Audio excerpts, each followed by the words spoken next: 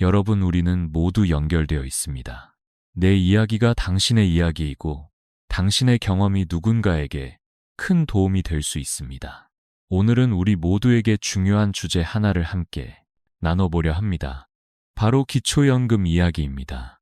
많은 분들이 이렇게 말씀하십니다. 나이만 되면 누구나 받는 줄 알았어요. 하지만 정말 그럴까요?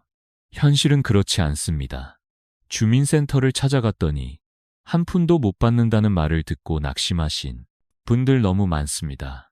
알고 보니 통장에 잠깐 들어온 돈 하나가 문제가 되었고 자녀가 넣어준 보험금이 이유가 되었으며 아무것도 하지 않았는데도 탈락 통보를 받은 경우가 부지기수입니다. 이 돈이 매달 34만 원씩 몇 년만 받아도 수천만 원이 되는데 그 소중한 권리를 단 한순간에 잃게 된다는 것이죠. 더 안타까운 건요, 이런 상황이 모두 몰라서 생겼다는 점입니다. 내가 알았다면 충분히 피할 수 있었고 미리 준비했다면 다시 받을 수 있었던 내용들입니다. 그래서 오늘 이 시간에는 2025년 가장 최신 기준으로 변경된 기초연금 제도에 대해 정확히 짚어드리겠습니다. 기초연금은 매년 조금씩 금액이 오르고 기준도 달라집니다. 올해는 더 큰 변화가 있었습니다. 2025년 기준으로 월 최대 수령액은 342, 510원으로 인상되었습니다. 작년보다 700원이 오른 셈입니다. 단독 가구는 소득 인정액이 월 280원 이하일 때 받을 수 있고 부부 가구는 648 원 이하여야 합니다. 이 기준은 작년에 비해 각각 15만 원 이상 완화된 수치입니다. 그리고 또 하나 중요한 변화가 있습니다.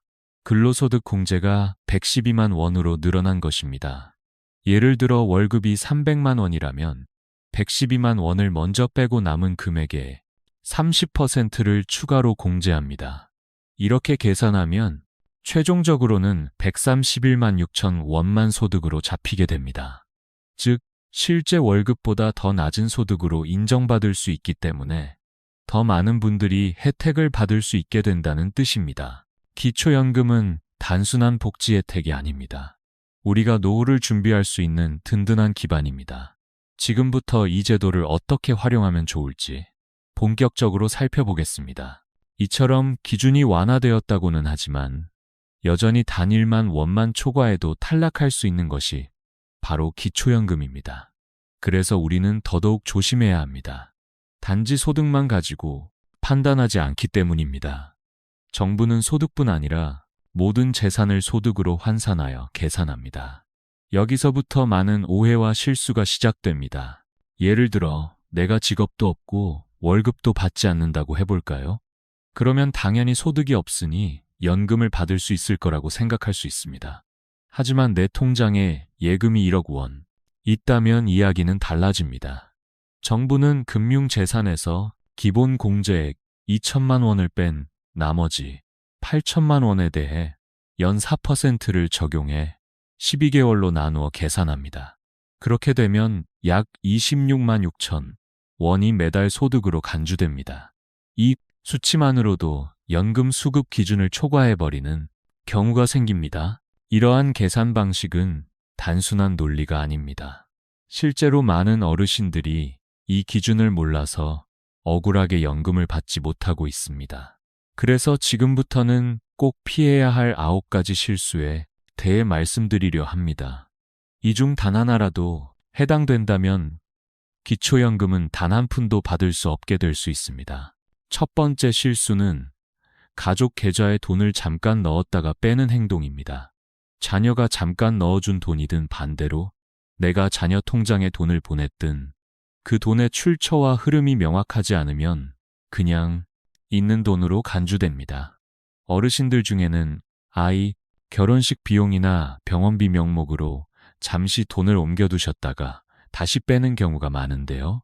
이런 거래는 기록에 남기 때문에 단순한 입출금이 아니라 자산 이동 혹은 증여로 해석될 수 있습니다. 이해되지 않더라도 연금 심사에서는 원칙대로 계산합니다. 감정이 아니라 수치와 기준으로만 판단되기 때문에 나중에 억울함을 호소해도 받아들여지지 않는 경우가 대부분입니다. 그래서 더욱 정확한 정보가 필요한 것입니다.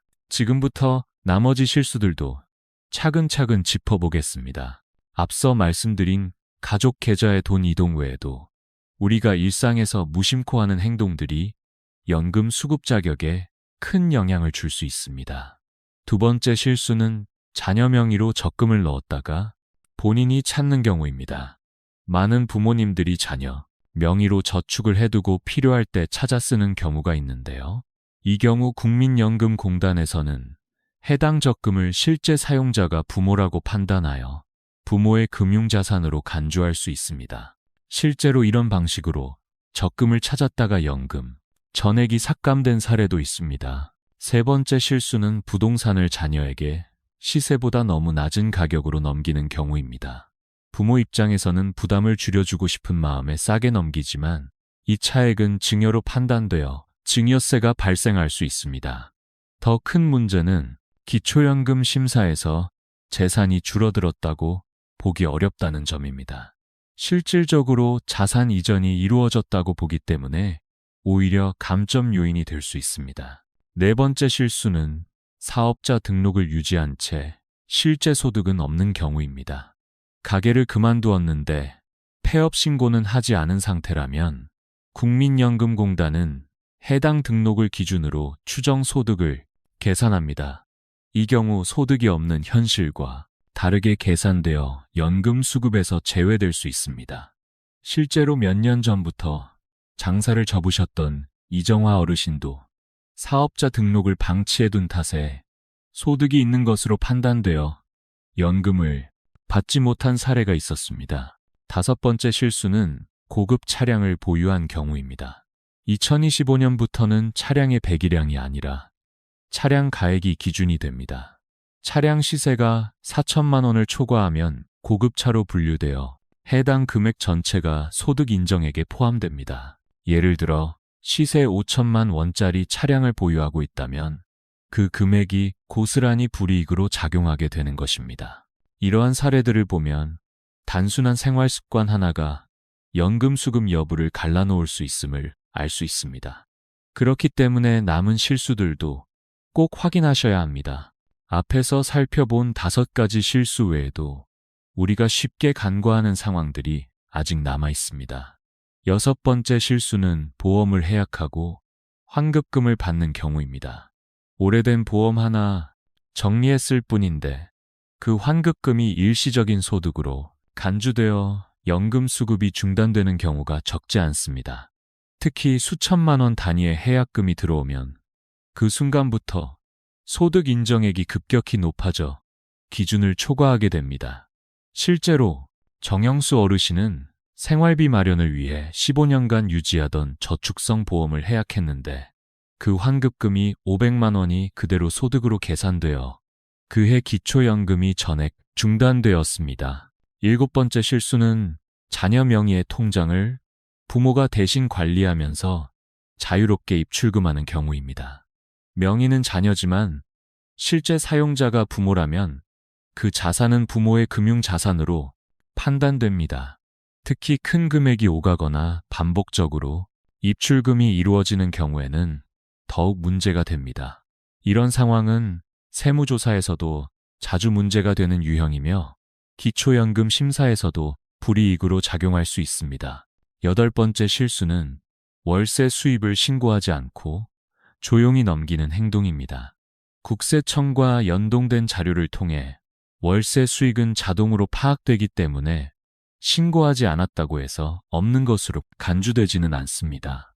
이미 확인된 수익이라면 그것이 얼마나 적든 간에 소득으로 계산되어 연금 수급에 영향을 줍니다. 아홉 번째 실수는 최근 5년 이내에 큰 재산을 정리한 경우입니다. 기초연금은 현재 상황만 보는 것이 아니라 과거 5년간의 금융거래와 부동산 변동 사항까지 모두 살펴봅니다. 예를 들어 아파트를 팔고 받은 현금을 그대로 예금에 두었을 경우 지금은 소득이 없더라도 해당 금액이 금융재산으로 계산되어 수급에서 제외될 수 있습니다. 이처럼 우리가 무심코 한 선택들이 나중에 어떤 결과로 돌아오는지를 알게 된다면 지금이라도 충분히 준비할 수 있습니다. 그래서 이제부터는 연금을 안정적으로 받기 위한 실질적인 준비 방법들을 알려드리겠습니다. 이제부터는 실수를 피하는 것을 넘어서 기초연금을 안정적으로 받기 위해 우리가 준비해야 할 5가지 방법을 하나씩 말씀드리겠습니다. 지금이라도 차근차근 정리하면 충분히 바꿀 수 있는 내용들입니다. 첫 번째 준비는 개인 기준이 아닌 가구 기준으로 이해하는 것입니다. 많은 분들이 나 혼자 소득도 없고 집도 없는데 왜 탈락이냐고 억울해하십니다. 하지만 기초연금은 개인이 아닌 가구 단위로 소득과 재산을 평가합니다. 남편이 직장을 다니거나 아내가 월세 수입이 있으면 그 수입은 모두 가구 전체의 소득으로 계산됩니다. 실제로 소득이 없는 것처럼 보여도 배우자의 소득이 일정 수준을 넘으면 탈락할 수 있다는 이야기입니다.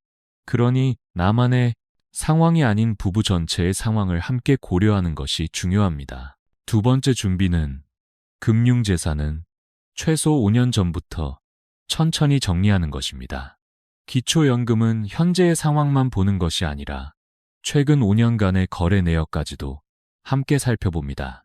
예를 들어 예금을 갑자기 정리하거나 부동산을 팔고 현금을 받으면 그 금액이 고스란히 금융재산으로 계산됩니다. 지금은 돈이 없다고 말해도 최근 거래 기록이 있으면 그 돈이 여전히 있는 것으로 간주되는 구조입니다. 따라서 큰 금액의 자산 이동은 최소 5년 전에 계획적으로 정리하는 것이 가장 안전합니다. 세 번째 준비는 차량을 한 대만 보유하고 그 차량의 가액은 4천만 원 미만으로 유지하는 것입니다. 2025년부터는 배기량이 아닌 차량 가액 기준으로 고급차 여부를 판단하기 때문에 시세가 4천만 원을 초과하면 연금, 수급에 큰 불이익이 생깁니다. 2대 이상 차량을 가지고 있는 경우 각각의 차량 가액이 모두 재산으로 포함되므로 차량은 가능하면 한 대만 유지하고 가액도 기준 이하로 관리하는 것이 좋습니다. 네 번째 준비는 실제 소득이 없더라도 사업자 등록을 반드시 폐업 신고하는 것입니다. 장사는 그만두었지만 사업자 등록이 남아있는 상태라면 국민연금공단은 이를 근거로 추정, 소득을 계산합니다. 이로 인해 실제 소득이 없음에도 불구하고 연금 심사에서 탈락하는 경우가 많습니다. 사업을 하지 않고 계시다면 반드시 홈택스에 접속해 폐업 신고를 완료하셔야 합니다. 5번째 준비는 자녀 명의로 된 자산을 다시 한번 점검해 보는 것입니다.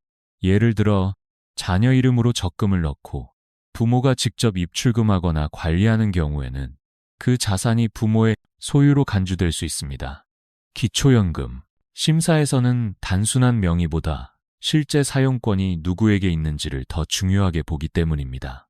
자녀 명의 통장이 있더라도 부모가 자유롭게 사용하고 있다면 해당 금액 전체가 부모의 금융재산으로 판단되어 연금 수급에서 불이익을 받을 수 있습니다. 이 5가지 준비는 단순한 체크리스트가 아니라 우리의 노후를 위해 꼭 챙겨야 할 기본입니다.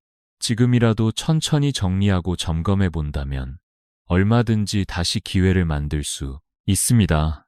이처럼 기초연금을 안정적으로 받기 위한 5가지 준비를 잘 갖추셨다면 이제는 실제 신청을 어떻게 해야 하는지, 어떤 서류를 챙겨야 하는지를 살펴볼 차례입니다. 많은 어르신들이 자격이 될 것 같아 그냥 기다리고 계시지만 기초연금은 신청을 해야 받을 수 있는 제도입니다.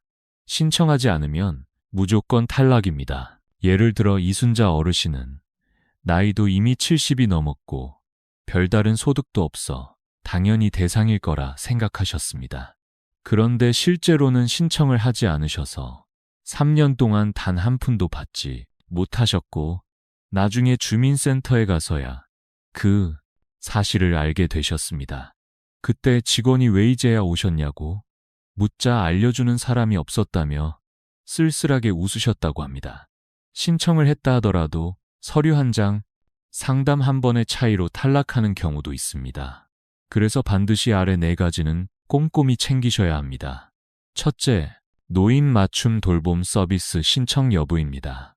이 서비스는 기초연금과 연계되는 경우가 많아 미리 체크해두면 유리할 수 있습니다. 둘째, 기초생활수급자 여부입니다. 중복되거나 혼동되는 항목이 있을 수 있으니 사전에 상담을 받아보는 것이 좋습니다. 셋째, 건강보험료 납부 내역입니다. 기준 금액을 초과할 경우 탈락 사유가 될 수 있기 때문에 자녀와 함께 점검해 보시길 권합니다. 넷째, 금융재산 내역입니다. 오래된 통장이나 깜빡하고 있던 CMA 계좌 등도 전부 파악되기 때문에 반드시 미리 정리해서 제출하셔야 합니다. 기초연금 신청은 생일이 속한 달의 한 달 전부터 가능합니다. 예를 들어 1960년 10월생이라면 9월 1일부터 신청할 수 있습니다. 신청 장소는 주소지 관할 주민센터 또는 가까운 국민연금공단 지사입니다. 참고로 국민연금공단 지사는 전국 어디서든 접수가 가능하므로 꼭 거주지와 일치하지 않아도 됩니다. 또한 신청을 할 때에는 본인의 신분증, 통장사본, 건강보험 납부 확인서, 재산 관련 서류 등을 준비하셔야 합니다. 만약 본인이 직접 방문하기 어려운 경우에는 자녀나 대리인이 위임장을 통해 대신 신청할 수도 있습니다. 기초연금은 자격이 있다고 자동으로 주는 제도가 아닙니다. 작은 실수 하나로 수년간 받을 수 있었던 연금을 놓치게 되면 얼마나 아깝겠습니까? 그래서 지금 이 순간이 가장 중요합니다. 신청이 가장 중요하다고 말씀드렸지만 기초연금 하나만으로는 부족하다고 느끼시는 분들도 계실 겁니다. 실제로 많은 어르신들께서 이렇게 말씀하십니다. 약값 내기도 빠듯한데 다른 방법은 없을까요? 이렇게 물으시는 경우가 정말 많습니다. 사실 방법은 있습니다. 단지 우리가 잘 몰라서 못 쓰고 있을 뿐입니다. 기초연금 외에도 나라에서 마련해둔 노후 생활비를 위한 제도들이 여러 가지 있습니다. 그 중에서도 특히 도움이 될 수 있는 4가지를 소개해 드리겠습니다. 첫 번째는 주택연금입니다. 집은 있는데 생활비가 없다는 분들이 계시죠. 자식들한테 손 벌리기도 미안하고 집을 팔고 이사 가는 것도 어렵고요. 이런 분들에게 적합한 제도가 바로 주택연금입니다. 이 제도는 본인이 살고 있는 집을 담보로 맡기고도 그 집에서 계속 살면서 매달 일정 금액을 연금처럼 받을 수 있는 제도입니다. 2025년 기준으로는 부부 중 한 명이 만 55세 이상이고 주택 공시가격이 1억 2천만 원 이하일 경우 신청할 수가 있습니다. 서울에 아파트 한 채가 있는 부부라면 매달 100만 원에서 200만 원 정도까지 수령이 가능합니다. 무엇보다 중요한 건 그 집에 계속 살 수 있고 명의도 유지된다는 점입니다. 두 번째는 농지연금입니다. 집은 없지만 시골에 밭이나 논이 있는 경우 그냥 묶여있는 자산으로 남기보다는 생활비로 활용하는 방법입니다. 농지연금은 해당 농지를 담보로 맡기고 매달 일정 금액을 받는 방식입니다. 만 60세 이상이고 5년 이상 농사를 지은 경험이 있다면 신청할 수 있으며 월 20만 원에서 많게는 80만 원 이상까지 받을 수 있습니다. 세 번째는 노인 일자리 지원 사업입니다. 몸은 아직 쓸만한데 마땅한 일이 없어서 답답하셨던 분들께 좋은 기회가 될 수 있습니다. 단순히 돈을 버는 목적을 넘어서 건강과 사회적 연결감을 유지하는 데 큰 도움이 됩니다. 월 27만 원에서 30만 원 정도의 활동비를 받을 수 있고 이 금액은 기초연금과 중복 수령이 가능합니다. 네 번째는 기초생활수급자 제도입니다. 의료비, 주거비, 생계비, 교육비까지 나라에서 지원해주는 제도입니다. 최근에는 자격 조건이 완화되어 자녀가 있더라도 실제로 생활을 도와주고 있지 않다면 수급자로 선정될 수 있는 가능성이 높아졌습니다. 지금까지 여러 제도들을 살펴보았지만 가장 중요한 건 바로 내가 자격이 되는지 확인하고 용기 있게 신청해보는 것입니다. 괜히 나 같은 사람이 되겠어 하고 포기하지 마시고 일단 상담부터 받아보시는 걸 추천드립니다. 여러분 평생을 자식과 가족을 위해 헌신해 오셨습니다. 이제는 여러분 자신을 위해서도 한 번쯤 꼼꼼히 따져보셔야 할 때입니다. 나는 아직 괜찮아 귀찮아서 미뤄두셨던 분들도 오늘을 계기로 작은 준비 하나 시작해 보시길 바랍니다. 기초연금은 매달 수십만 원 앞으로 수천만 원이 될 수 있는 소중한 권리입니다. 신청 안 했다는 이유 하나로 그 모든 걸 놓치는 일이 없도록 꼭 이번엔 여러분 손으로 확인해 보시길 바랍니다. 이제 여러분 차례입니다. 영상이 도움이 되셨다면 가족이나 친구분들께도 공유해 주세요. 그리고 댓글로 여러분의 경험과 생각을 남겨주시면 누군가에게 큰 위로와 용기가 될 수 있습니다. 우리는 혼자가 아닙니다. 함께 준비하고 함께 나누며 조금 더 든든한 노후를 만들어가면 좋겠습니다. 감사합니다.